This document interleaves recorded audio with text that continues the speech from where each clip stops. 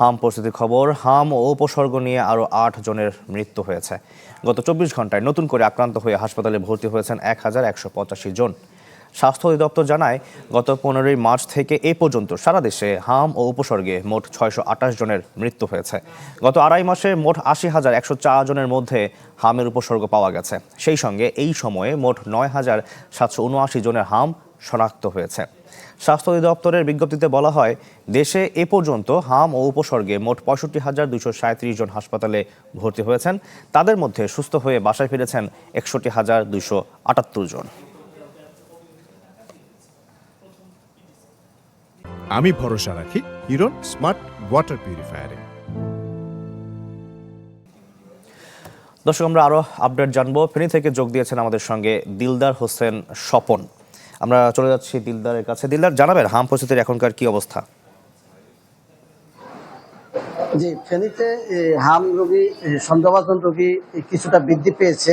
আমি এখন রয়েছি ফেনী 250 শয্যা জেনারেল হাসপাতালে।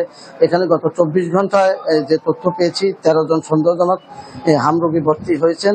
অর্থাৎ এই হাসপাতালে আমরা এ পর্যন্ত 25 জন সন্দেহজনক রোগীকে ভর্তি পেয়েছি। তবে Feni civil surgeon doctor Rubayet bin Karim আমাদেরকে জানিয়েছেন যে তারা এই টিকা কার্যক্রম ইতিমধ্যে শেষ করেছেন। ১,৯২,৪৯৫ শিশুকে টিকা প্রদান করেছেন, যার ফলে তারা হাম রোগীর সংখ্যা কমে আসবে বলে মনে করছেন। তবে এবছর সন্দেহজনক হাম রোগী ছিল ৩৪৮ জন, ছাড়পত্র নিয়ে চলে গেছেন ৩০৮ জন। আমরা একটু Feni civil surgeon doctor Rubayet bin Karim, ওনার সাথে একটু কথা বলবো।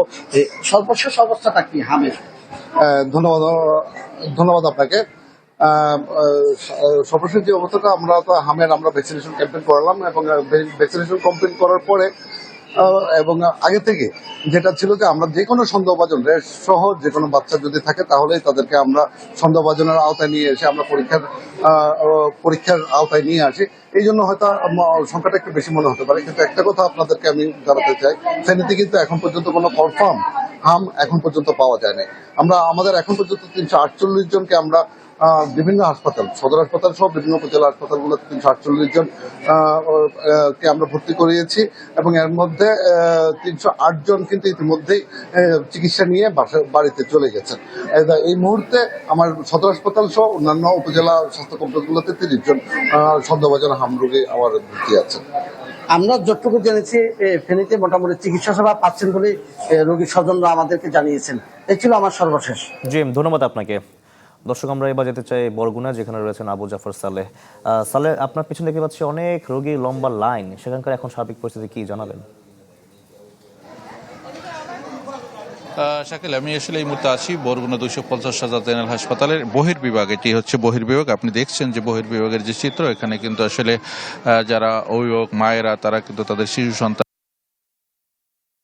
সামনে দাঁড়িয়ে আছে, তারা যে এখান থেকে তারা টিকিটের মাধ্যমে ঔষধ গ্রহণ করার জন্য। আর যেটি হচ্ছে যে আসলে হাম পরিস্থিতির যেটি বলি, যে এটি কিন্তু আসলে গত 15 থেকে 1 মাস যদি বলি, সেখানে প্রতিদিন কিন্তু 8 থেকে 10 জন, 12 জন বা 13-14 জন এভাবে প্রতিদিন ভর্তি হচ্ছে হাসপাতালে। এবং জানুয়ারি থেকে এ পর্যন্ত 724 জন বিভিন্ন হাসপাতালে চিকিৎসা নিয়েছে হাম আক্রান্ত রোগীরা, এবং যার মধ্যে 689 জন তারা চিকিৎসা ফিরেছে, 35 জন এখনো হসপিটালে ভর্তি রয়েছে। তবে মৃত্যুর সংখ্যাটা কিন্তু এখন পর্যন্ত আগে যা ছিল সেটাই, অর্থাৎ যেটি হাসপাতালের হিসাবে 5 জন এবং যেটি আমাদের বেসরকারি হিসাবে 8 থেকে 10 জন।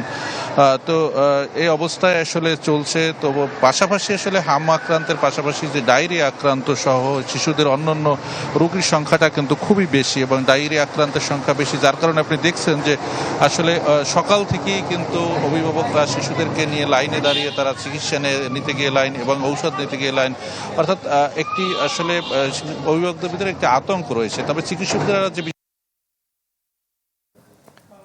চেষ্টা চালাচ্ছেন চিকিৎসা সেবা দেওয়ার জন্য। এই ছিল বরগুনা থেকে সর্বশেষ। শাকিল, জি, ধন্যবাদ আপনাকেও। দর্শক, রাজধানীর বাইরে থেকে হাম পরিস্থিতির সবশেষ খবর আমরা তখন জানছিলাম।